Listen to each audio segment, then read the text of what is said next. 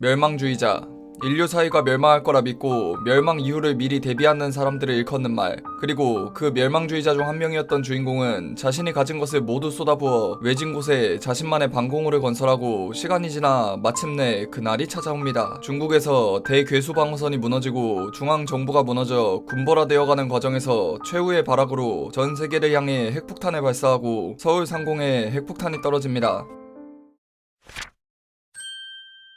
오늘 리뷰할 소설은 아포칼리스의 집을 숨기입니다. 저는 이 소설을 68화까지 보았습니다. 이런 느낌의 소설이 얼마만인가 생각이 드는 소설. 일단 한 가지 중요한 거 하나 짚고 넘어가면 일반적인 웹소설 트렌드를 좋아하시는 분들께는 절대 맞지 않는 작품이라는 겁니다. 평소에 소설을 볼 때 별 생각 없이 가볍게 보는 걸 즐기거나 주인공 잘 나가고 스토리 전개 시원시원한 그런 걸 원하시는 분들께는 전혀 맞지 않는 작품으로 깊이 있고 어두우며 현실적인 스토리를 좋아하고 등장인물들이 입체적인 걸 좋아하며 소설을 볼 때 그냥 있는 그대로 즐기는 게 아닌 많은 걸 생각하며 보시는 분들께 어울리는 소설이죠. 먼저 세계관은 탄탄하지만 그닥 특별할 거는 없는 세계관입니다. 1화만 보면 몬스터나 괴물이 없는 현대물인가 생각이 들지만 조금만 더 오면 헌터도 있고 몬스터랑 게이트도 있는 현대 판타지물이란 걸 알 수 있죠. 물론 그렇다고 양산형 현판물은 아닌 게 기본 베이스를 현대 판타지 게이트물로 가져가지만 그 안에서 몬스터의 존재, 몬스터들의 행동 양식, 구헌터와 신헌터, 평범한 동물들이 변한 뮤테이션 등등 양판수와는 다른 이 소설만의 자잘한 설정들을 많이 가지고 있죠. 물론 그게 엄청 특이하지는 않습니다. 자잘한 설정들이 탄탄할 뿐 기본 베이스는 현대 판타지물에서 아포칼리스가 된 세계인데 스토리 전개에서 시간대 변화가 많습니다. 시점이 과거로 갔다가 미래로 갔다가 하는 등 시간대를 왔다 갔다 하면서 전개가 되어서 가볍게 보면 이해하기 힘들 수 있죠. 물론 그게 이 소설이 불친절한 건 아닌 게 소설에서 시점 변화할 때마다 다 설명을 해줘서 양판수 보듯 대충 보지만 않으면 이해하는데 지장은 없습니다. 이 소설이 일반적인 웹소설 트렌드를 좋아하시는 분들께 맞지 않을 거라 말을 한 이유는 크게 두 가지인데, 첫 번째로 이 소설 메인 스토리는 주인공이 명확한 목표를 가지고 스토리가 전개되지 않고 수많은 엑스트라들이 입체적으로 매 에피소드마다 나오며 옴니버스식으로 전개되는 소설입니다. 물론 주인공이 바뀌는 건 아니지만 매 에피소드마다 비중 있는 엑스트라들이 등장하고 그 엑스트라들의 이야기와 함께 깊이 있는 스토리가 전개되죠. 등장인물 한 명 한 명을 굉장히 입체적이고 현실적으로 잘 만들었으며 아포칼리스가 되어가는 세상에서 수많은 인간 군상들이 나오죠. 이렇다 보니 아포칼리스의 일상물 같은 느낌이 납니다. 물론 일상물이라기엔 너무 소설이 어둡고 깊이 있긴 하지만 주인공이 멸망에 찾아온 이후 목표가 없습니다. 그저 하루하루를 살아갈 뿐이죠. 스토리 역시 바로 아포칼리스가 찾아오고 정부가 무너지고 사람들이 몰살당하는 그런 전개가 아니라 핵폭탄이 떨어진 이후에도 아직 수많은 사람들이 살아남아 있고 정부도 어느 정도 기능을 하고 있죠. 하지만 천천히 확실하게 망해가는 세계를 스토리에 담아내죠. 주인공이 뭐 특별한 목표를 가지고 망해가는 세상에서 멋지게 살아남는 그런 소설이 아닌 겁니다. 물론 아직 소설이 68화밖에 안 나왔으니 추후에 주인공의 목표가 생길지는 모르는 거지만요. 그리고 두 번째로 이 소설이 다른 흔한 웹소설들과 가장 다른 점은 스토리에서 정답을 알려주지 않습니다. 어떠한 사건이 벌어지고 어떠한 결과가 나왔을 때 엑스트라들이 무슨 생각으로 그런 행동을 했는지 독자들이 유추할 수 있는 요소들을 소설에 남겨놓을 뿐 정확하게 무슨 생각으로 수많은 엑스트라들이 그런 행동을 했는지 작가님은 알려주지 않죠. 그래서 이 소설을 보면서 보는 사람의 관점에 따라 여러가지 방면으로 해석될 수 있게 소설을 전개합니다. 독자들로 하여금 많은 걸 생각하게 만드는 스토리죠. 있는 그대로의 스토리를 즐기고 주인공 위주의 스토리를 즐기는 요즘 웹소설 트렌드와는 정반대의 작품입니다. 스토리에서 인터넷 커뮤니티가 차지하는 비중이 높은데 이런 거를 좋아하지 않으시는 분들도 엄청 극혐하지만 않으면 보는데 지장이 없는 게, 다른 흔한 소설들에서 커뮤니티라고 해봐야 개그용으로 사용하거나 주인공 띄워주는 용으로 쓰는 게 대부분인데 이 소설에서는 인터넷 커뮤니티를 망해가는 세상에서 현실적인 인간 군상들을 보여주는 용도로 사용합니다. 물론 적절한 개그 요소로 활용하여 소설이 너무 어둡지 않게 진행시키는 용도도 있지만 개그 요소가 있다고 해도 워낙 암울하고 현실적인 세계관이라 분위기 환기 정도의 역할밖에 못하죠. 그래도 마냥 어둡고 피폐물적으로 진행되는 소설은 아닙니다. 의외로 아직까지는 피폐물적인 분위기는 약한 편이죠. 소설을 보면서 많은 걸 생각하게 만드는 소설을 보고 싶다면 꼭 한번 봐볼 만한 소설로, 철학적인 이야기가 안 나와도 깊이 있는 이야기를 쓸 수 있다는 걸 보여주는 소설입니다. 명작의 기준은 사람마다 다르겠지만 제 개인적으로 생각해서 명작의 기준을 깊이 있고 탄탄한 스토리, 입체적인 등장인물들로 잡는다면 단언컨대